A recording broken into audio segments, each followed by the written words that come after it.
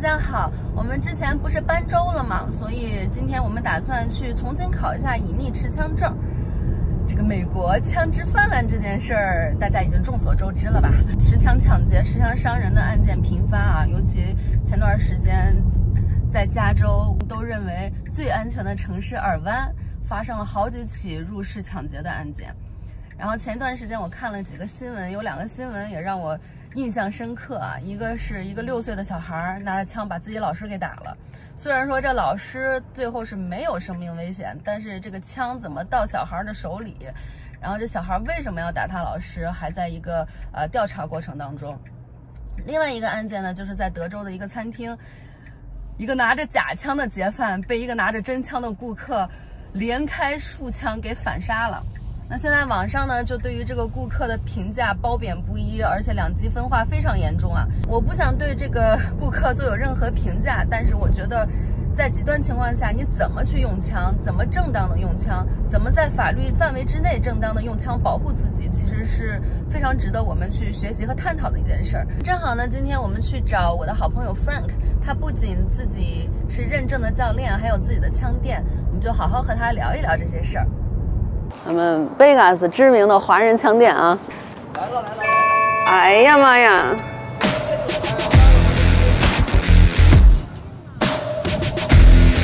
你现在不要跟我说呀，要假装一下。不用假装，要的就是您自然。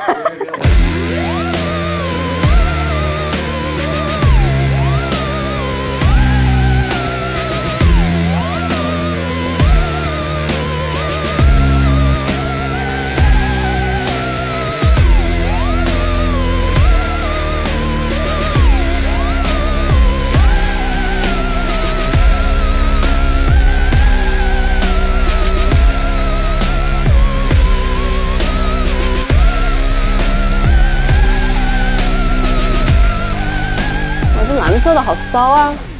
紧呢？不是，我说咱俩之前聊天，你不跟我说疫情刚开始的时候，还有那个大选的时候，就是华人买枪激增嘛。然后后来这个疫情回稳了以后，这个华人又开始卖枪，是。然后有很多朋友都是买枪之后连碰都没碰过枪就要把枪卖了。您老人家觉得有什么看法？首先，美国宪法是允许我们民众来持枪保护自己的。那么枪这个东西跟车一样，你拿到 license， 你拿到枪以后，如果你不去学习如何去使用它，是没有任何意义的。并不是说你拿到隐蔽持枪证了，它隐蔽持枪证会跳出来保护你，而是真正保护你的是你自身从这个课程中、品质训练中所学习到的技能，是保护你的最主要的因素。总是说美国枪支泛滥，但是我根据我自己经验哈，买枪这背景调查其实都做得很严格的。那你说这个是不是这泛滥的都是一些幽灵枪？那幽灵枪到底是什么呢？所谓的幽灵枪通常是指我们由个人买的这种80%的枪械配件，经过私人加工这种枪呢，在美国首先你是合法的。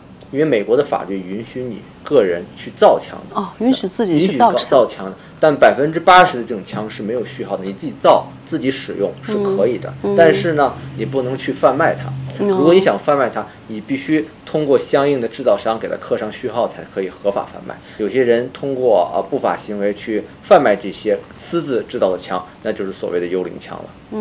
那这种枪通常购买的人是有一定原因，他可能没有办法经过这个背景调查比如他有一定的案底，所以他们会选择购买这样的枪。还有一个问题哈，就现在这美国政党，还有这民众对于到底是禁枪还是不禁枪，就是争议很大。如果抛出你的这个事业，你的这枪店以外，就是你觉得是有枪好还是禁枪好？作为新移民来讲，你要了解他的文化背景，你要知道如何保护自己，对吧？如果大环境都允许其他人有枪，那你为什么不买呢？所以你觉得这个美国用枪的一个大环境，其实大致还是挺健康的，是吗？我只能说，在持枪的国家里，允许大规模持枪的国家里，其实它的枪案的发生率相比来讲不是那么高不是那么高，不能说它没有。持枪抢劫呀、袭击人的这个案件增多，你觉得对华人有影响吗？肯定是有影响的。首先，华人群体为什么比较容易成为目标？首先一是包括自身比较爱使用现金，咱们的传统观念可能比较爱使用现金，而且华人持枪率在各族裔里都是偏低的。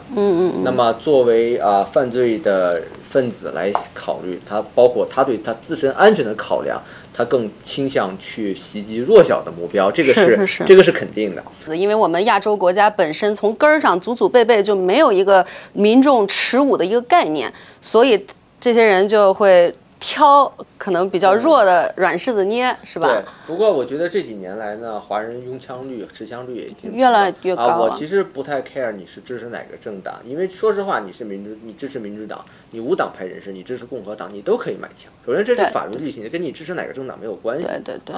我跟 Frank 教练是同事啊。OK， 关于这2天发生这个德州的这个 fast food 的这个餐厅里面，不是有一个枪击案吗？对。有个人他拿了枪进去抢所有客人的钱，然后在出门的时候被另外一个顾客拿枪出来把他干掉了，干了10几枪。所以这个问题就是引起全美国都在讨论，对这件事情到底是合法呢还是不合法？这是事后发现它是假枪，对呀。但事实上，在当时那种情况下，就是立即的危险，就是说在生命的威胁之下，开枪，在德州的法律来讲是合法，是合法的，但是在很多州都不合法，因为这个时候这个抢劫犯他已经是准备离开了，而且他是侧面，照理讲侧面的时候已经没有威胁了，对，但是以整体来讲，整个环境来讲，整个餐厅来讲，那个危险还是存在，没有人知道那把是假枪，都被他拿去了。所以现在这件事情争议很大啊。也还好，问题是这个人他不见了。他不见了。警方在找他，要约谈，并没有定罪，并没有说要逮捕他，并没有定罪，没有说逮捕，没有逮捕，所以也没有通缉令，也没有什么。再说，希望就是说到案说明一下。现在我们要进入一个秘密地带，看起来很诡异的一个地方。给我们讲一下这个课有什么内容，是干嘛的？那这个课程总共需要8个小时，前6个小时是术科的部分，以及2个小时的实弹部分。那它主要是给你讲解内华达州隐蔽持枪的相关法律，那告诉你如何安全正确的操作枪支。那这个课是还需要考试是吗？考试有2个部分，首先你要通过笔试，是我们试卷答题的部分。那笔试完成以后，我们要进行实弹的考核。实弹考核通过了以后，那我们拿着证书去警局申请，通常3个月左右会把你的隐蔽持枪执照寄到你的家里。好嘞，知道了，咱开始吧。你持枪的话，速度比较子弹填满，把轮合上，机斗轮合上以后要往上一转锁死。夹子弹它是弹匣直接上去，这是根据你的弹头而定的。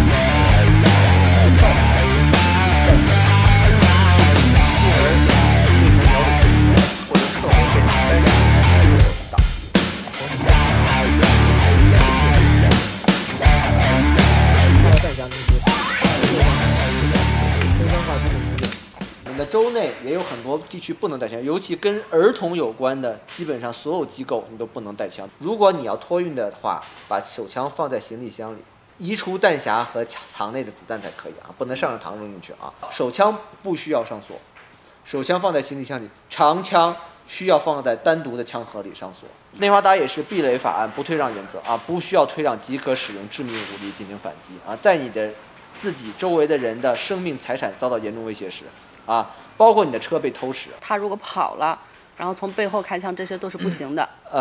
如果对你的侵害实施完了，那么你从背后开枪，很可能会让 DA 起诉你但是如果你在开枪的过程中他转身逃跑，通常来讲这种是不会的你打到了邻居的车，你也进行相应的赔偿对吧？有时间则警告，没时间呢，如果对方已经进了你家了，那你就直接开枪就好如果对方马上就退让了，那你对吧？你就可以选择不开枪。我们这是上完课了吗？上完课，我们还要给你捋一下题呢。哦，还有履下题，对啊，确保我能通过。然后呢，枪械安全是射击时在场所有人的责任啊！枪械安全是射击时在场人的所有责任。不，枪械安全是射击时在场所有人员的责任。枪械安全是射击时在场所有人员的责任。这是考题啊！你是就来吃饭的吧？哎，我可没想到你订了饭，我还想中午咱们出去吃呢。我靠，出去吃，我再给你讲到猴年马月去。啊，也是啊。都讲死我了。看出来现在生意不好做，上个课还得包饭。来了不吃亏，来了不上当。笔试通过后，来室内射击场实战练习加考试。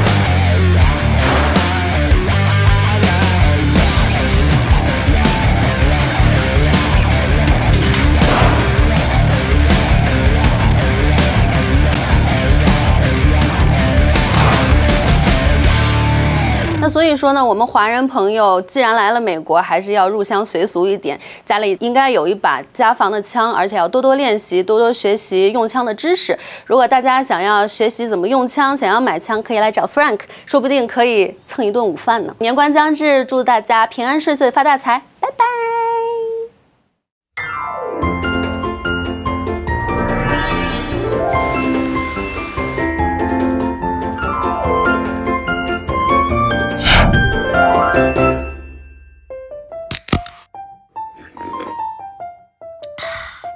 牛逼！